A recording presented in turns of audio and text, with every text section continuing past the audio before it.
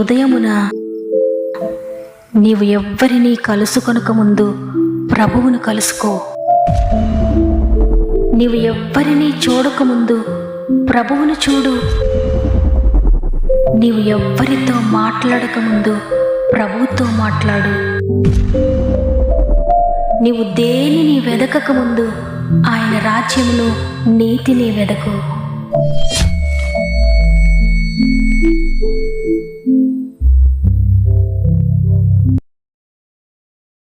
Praise the lord. ఈ ఉదయకాలమున మరొకసారి ఈ విధంగా మిమ్మల్ని అందరినీ కలుసుకోవడానికి, దేవుని స్తుతించడానికి ఆయన మనకు అనుగ్రహించిన గొప్ప అవకాశమును బట్టి మొదటిగా దేవుని స్తుతిస్తూ ఉన్నాను. గాడ్ ఫస్ట్ అనే వాగ్దాన కార్యక్రమానికి మిమ్మల్ని అందరినీ మరొకసారి ప్రేమతో ఆహ్వానిస్తూ ప్రభు నామంలో నా యొక్క ప్రత్యేకమైన శుభములు మీ అందరికీ తెలియజేస్తున్నాను. ప్రియ సహోదరి, ప్రియ సహోదరుడు, ఈ ఉదయాన్ని మీరందరూ ఎలా ఉన్నారు? దేవుని వాక్కు ద్వారా ప్రతిరోజు మీరు బలపడుతున్నారని నమ్ముతున్నాను. ఎందుకంటే దేవుని వాక్కు ఎంతో శక్తి కలిగింది. అది మన జీవితాల్లో ఎన్నో అద్భుతాలు జరిగిస్తుంది. ఈ లోకంలో మనిషికి కావలసింది డబ్బు కాదు, పవర్ కాదు, ఏది కాదు, కానీ కేవలము దేవుని వాక్కు మాత్రమే. ఆయన వాక్కు మాత్రమే మనల్ని బ్రతికిస్తుంది. ఈ వాక్కు వినే అవకాశం అనేక మందికి లేదు, అయితే దేవుడు మనకు అనుగ్రహించారు. అందువల్ల ఎంత మాత్రం నిర్లక్ష్యం చేయకండి. దేవుని వాక్కును తప్పక వినండి. మీకు తెలిసిన వారికి, మీ బంధువులకు, మీ స్నేహితులకు అందరికీ షేర్ చేయండి. అనేక మందికి షేర్ చేస్తున్న మీరు వాగ్దానాన్ని మాత్రమే షేర్ చేయడం లేదు, కానీ ప్రభు యొక్క రాజ్య సువార్తను అనేక మందికి ప్రచురిస్తూ ఉన్నారు. రాజ్య సువార్తలో మీరు కూడా పాలువారవుతున్నారు. అందువల్ల తప్పకుండా వాక్యాన్ని షేర్ చేయండి. దేవుని ఆశీర్వాదాలు పొందుకోండి. మరి ముఖ్యంగా మీలో ఇంకెవరైనా సమస్యల్లో ఉంటే తప్పకుండా కామెంట్ రూపంలో నాకు తెలియచేయండి. దేవుడు నా హృదయంలో పెట్టిన భారాన్ని బట్టి తప్పక మానక మీ కొరకు ప్రార్థిస్తున్నాను. బలిష్టమైన దేవుని చేతులకు అప్పగిస్తున్నాను. దేవుని బట్టి ధైర్యం తెచ్చుకోండి. సమస్త మహిమ, ఘనత, ప్రభావములు దేవునికి చెల్లునుగాక. మరి ఒక నూతన ఉదయాన దేవుడు మనకు అనుగ్రహిస్తున్న శ్రేష్టమైన వాగ్దానం ద్వితీయోపదేశ కాండము 30వ అధ్యాయము 9వ వచనము. మరియు నీ దేవుడైన యెహోవా నీ చేతి పనులన్నిటి విషయములను, నీ గర్భఫల విషయములను, నీ పశువుల విషయములను, నీ భూమి పంట విషయములను నీకు మేలుగునట్లు నిన్ను వర్ధిల్ల చేయును. ఆమెన్. ఈరోజు ఈ వాగ్దానాన్ని వింటున్న ప్రియ దేవుని బిడ్డలారా, నీ జీవితంలో దేవుని చిత్తం ఏంటంటే నీవు ఆశీర్వదించబడాలి, నీవు వర్ధిల్లాలి, నువ్వు చేసే ప్రతి పనిలో కూడా నువ్వు సక్సెస్ అవ్వాలి. నువ్వేదైతే ప్రారంభిస్తున్నావో ప్రతి ప్రారంభంలో నువ్వు విజయం పొందాలి. నీ ఎదుట ఉన్న ప్రతి ద్వారము తెరవబడాలి. నీ ప్రతి మార్గము సరళం అవ్వాలి. నీ చేతి పనులన్నీ దీవించబడాలి అని దేవుడు కోరుతూ ఉన్నాడు. ఆ విధంగా నేను ఆశీర్వదించాలని ఆయన ఇష్టపడి ఈరోజు నీతో మాట్లాడుతున్నారు. అయితే ప్రస్తుత లోక పరిస్థితులను బట్టి చూస్తే మనుషులు చేస్తున్న పనుల్లో చాలా పనులు వ్యర్థమైపోతూ ఉన్నాయి. ఏ పనిలో కూడా ఆశీర్వాదం ఉండడం లేదు. ఏది ప్రారంభించినా అది వ్యర్థంగానే అయిపోతుంది. ఎక్కడికి వెళ్ళినా సక్సెస్ అవ్వడం లేదు. ఏది చేస్తున్నా లాసే అవుతుందని ఎంతోమంది దిగులు పడ్డం మనం చూస్తున్నాం. అనేక మంది నాకు కాల్ చేస్తూ ఉంటారు, అమ్మా ఈ విధంగా నా జీవితంలో నేను నష్టపోయాను, ఈ విధంగా నేను ఎంతో ఖర్చు పెట్టాను కానీ అన్నీ కూడా వ్యర్థమైపోయాయి, నేను ఎంతగానో ప్రయాసపడ్డాను కానీ సాధించలేకపోయానమ్మా అని ఎంతో దుఃఖంతో వారు మాట్లాడడం నేను చూస్తున్నాను. నిజమే, మన కష్టము దేవుడు ఆశీర్వదిస్తే అది ఆశీర్వదించబడుతుంది. భూమి మీద నరులు వారి కష్టం చేత ఆశీర్వదించబడరు, కానీ యెహోవా ఆశీర్వాదము ఐశ్వర్యమిస్తుంది. ప్రియ దేవుని బిడ్డలారా, ఈరోజు దేవుడు నీ చేతి పనులన్నిటిని ఆశీర్వదించాలని, నీ గర్భఫలాన్ని, నీ భూఫలాన్ని ఆశీర్వదించాలని, నీ పశువులను ఆశీర్వదించాలని, నీ పంటను, నీ భూమిని ఆశీర్వదించాలని, నీకు మేలు చేయాలని ఇష్టపడి ఈరోజు నీతో మాట్లాడుతున్నారు.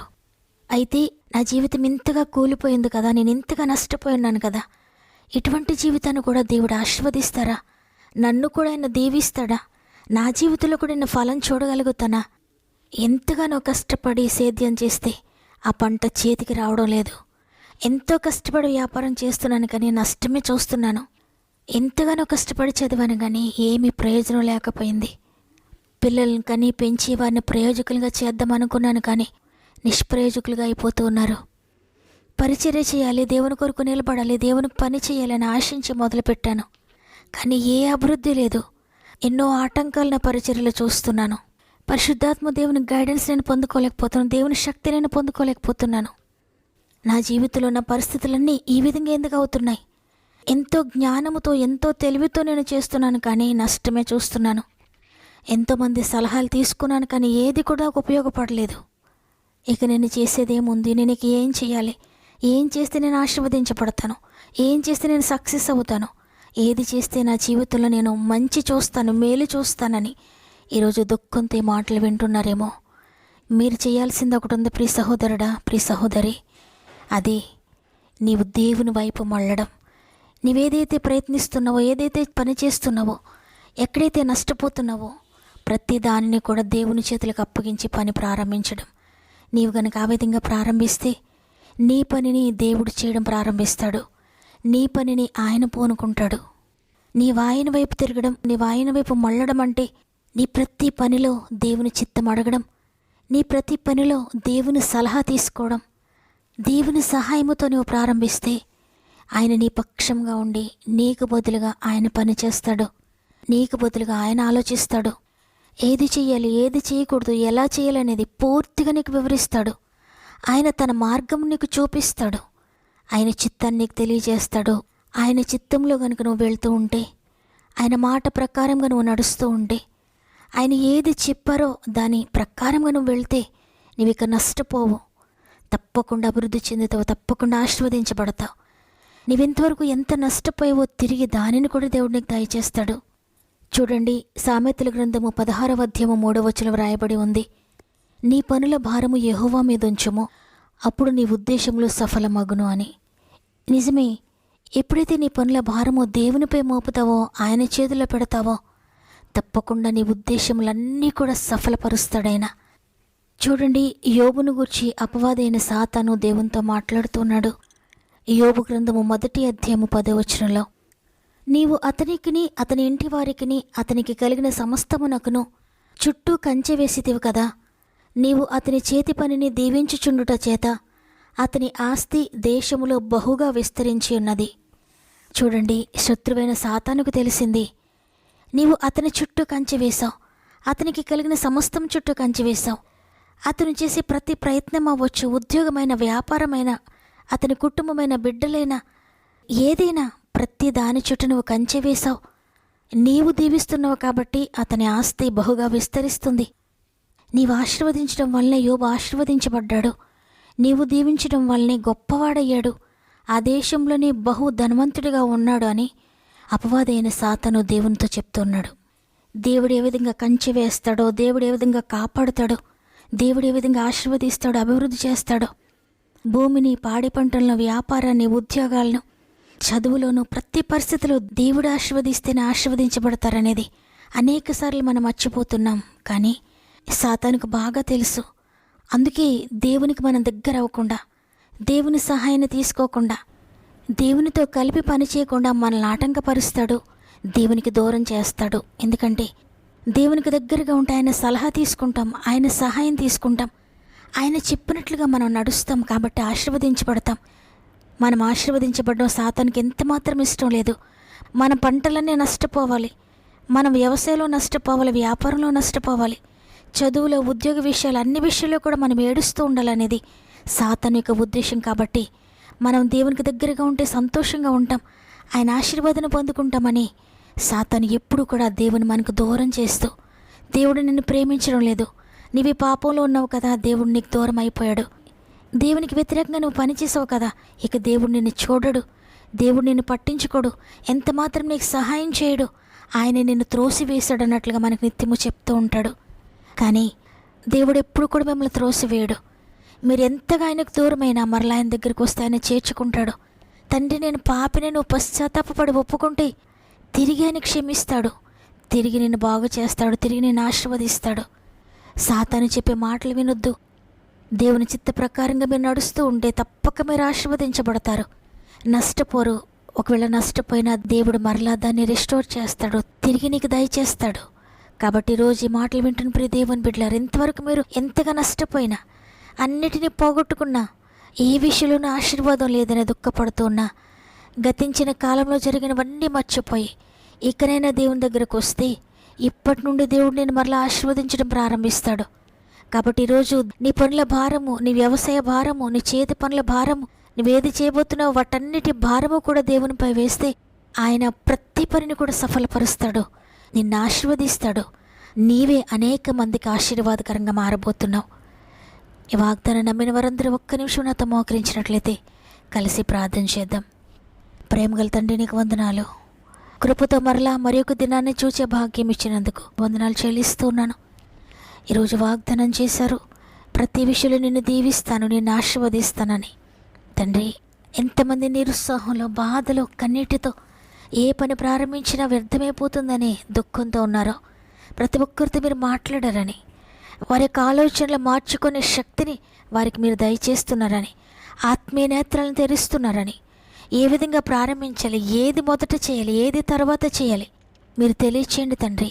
ఆత్మీయ జ్ఞానం దయచేసి నీతో కలిసి పని చేయడానికి, నీతో కలిసి నడవడానికి, నిన్ను వారి వ్యాపారంలో, వారి వ్యవసాయంలో, వారి ఉద్యోగంలో, వారి చేతి పనుల్లో, వారు చేసే ప్రతి ప్రయత్నములో నిన్ను వారి పార్ట్నర్గా చేసుకోవడానికి అద్భుతకరమైన జ్ఞానవంతులుగా చేయండి. మరి ముఖ్యంగా తండ్రి, ఎంతోమంది సమస్యలు, శోధనలు ఉండి మాకు తెలియజేస్తున్నారయ్యా. ప్రతి విధమైన శోధనను విడిపించండి తండ్రి. వారి జీవితంలో వారు ఏదైతే నష్టపోతున్నారో ప్రతి నష్టాన్ని పోడ్చండి తండ్రి. ఆత్మీయంగా పడిపోయిన స్థితిలో ఉన్నారో తిరిగి లేవనెత్తండి అయ్యా. ఆత్మల వర్ధులుచున్న ప్రకారంగా అన్ని విషయాల వర్ధులు చేస్తానన్నారు. మొట్టమొదటిగా నీ నీతిని, నీ రాజ్యమును వెతికే భాగ్యం దయచేయండి. శారీరకంగా కూడా లేవనెత్తండి అయ్యా. అనారోగ్యాలతో పడిపోయిన వారిని లేవనెత్తండి, సంపూర్ణ ఆరోగ్యవంతులుగా చేయండి. ఆర్థిక విషయాలు ఎంతమంది పడిపోయినారో, నష్టపోతున్నారో తిరిగి రెస్టోర్ చేయండి. అప్పులని కాడిని విరగొట్టండి అయ్యా. బంధకాలను విడిపించి విడుదల దయచేయండి తండ్రి. ఉద్యోగ ప్రయత్నాలు సఫలపరచండి. ఉద్యోగుల సమస్యలు ఉన్న వారిని లేవనెత్తండి తండ్రి. ప్రమోషన్ కొరకు ఎదురు చూసిన బిడ్డలకు అద్భుతం చేయండి. ట్రాన్స్ఫర్ కోసం ఎదురు చూసిన బిడ్డల జీవితంలో అద్భుతం చేయండి. వ్యాపారాలను అభివృద్ధి చేయండి తండ్రి. వ్యవసాయాలను దీవించండి నైనా. చుట్టూ కంచె వేయండి తండ్రి. చేతి పనులను దీవించండి అయ్యా. డ్రైవింగ్ చేసిన బిడ్డలందరికీ తోడండి తండ్రి. స్వంత గృహాలు లేని బిడ్డలందరికీ స్వంత గృహాలు దయచేయండి.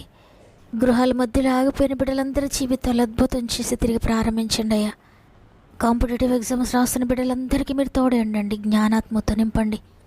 ఎగ్జామ్స్ రాసి రిజల్ట్స్ కోసం ఎదురు చూస్తున్న బిడ్డలకు అద్భుతకరమైన రిజల్ట్స్ దయచేయండి. ఉద్యోగ ప్రయత్నాలు ఆశీర్వదించండి తండ్రి. అద్భుతకరంగా వివాహాలు జరిగించండి. ప్రతి ప్రయత్నమును సఫలపరచండి. గర్భఫలంలోకి ఎంతమంది దిగులుతో ఉన్నారో అద్భుతం చేయండి తండ్రి. గర్భంతోని బిడ్డలందరికీ కూడా 9 నెలలు మీరు తోడుగా ఉండి చక్కటి సేఫ్ డెలివరీస్ దయచేయండి. అనేక మంది బిడ్డలు కోర్టు కేసుతో నలిగిపోతున్నారు తండ్రి. న్యాయం జరిగించండి అయ్యా. అద్భుతకరంగా విడిపించండి. త్వరలోని విడుదల దయచేయండి. ఈరోజు ప్రత్యేకంగా పుట్టినరోజులు, పెండ్లి రోజులు జరుపుకుంటున్న వారందరినీ జ్ఞాపకం చేసుకునండి. ఈ సంవత్సరం అంతా తోడుగా ఉండి నడిపించండి. ఇది నువ్వు ప్రారంభిస్తూ ఉండగా రోజంతా ప్రతి ఒక్కరికి తోడండి. వారు చేసే ప్రతి ప్రయత్నము మీరు ఆశీర్వదించి ఈరోజు వాగ్దానాన్ని ప్రతి ఒక్కరి జీవితంలో నెరవేరుస్తున్నందుకు నీకు కృతజ్ఞత చెల్లిస్తూ యేసయ్య పరిశుద్ధమైన నామములో అడిగి వేడుకొంచున్నాను తండ్రి. ఆమెన్. ప్రియ చెల్లి, ప్రియ తమ్ముడు, ఇంతవరకు అన్నిట్లో నష్టపోయావేమో. అయితే నీ ప్రతి ఆలోచన దేవుని చేతిలో పెట్టి ప్రారంభించు. తప్పకుండా సక్సెస్ అవ్వబోతున్నావు. ఈ వాగ్దానం ద్వారా దేవుడు నాతో మాట్లాడాడు. ఈ వాగ్దానం నా కొరకే అని వారు ఆమెనని చెప్పండి. నీ బంధువులకు, స్నేహితులకు తప్పక షేర్ చేయండి, లైక్ చేయడం మర్చిపోకండి. దేవుడు మిమ్మల్ని, మీ కుటుంబాలను అత్యధికంగా ఆశీర్వదించి దీవించునుగాక. దేవుని చిత్తమైతే తిరిగి రేపు అందరం కలిసి ఆయనను స్తుతిందాం. అంతవరకు ప్రభు మీకు, మీ కుటుంబాలకు తోడుండి నడిపించునుగాక. గాడ్